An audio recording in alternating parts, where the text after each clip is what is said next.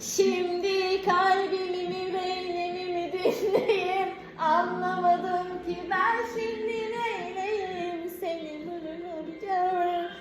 Atamıyorum. Hayır hayır ama artık olmaz. Bundan sonra yerim yok. Ay nasıl yarısını bilip yarısını bilemezsin, ben onu anlamıyorum. Ay 5 kelimenin içini bilip ikisini nasıl sallayabilirsin, ben onu anlamadım. Ben seni...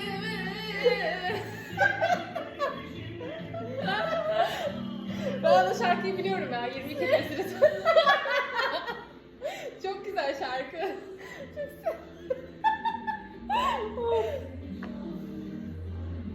Her diğer kelimeleri söylerken ezberin. Acaba sen ne yapıyordun o sırada? Mesela oraları ezberlesin de diğer 2 kelimeyi ezberleyemedim. Sebebini acaba? Tırnak yapıyordum o sıra, onları ezberleyemedim. Gözümden geçer.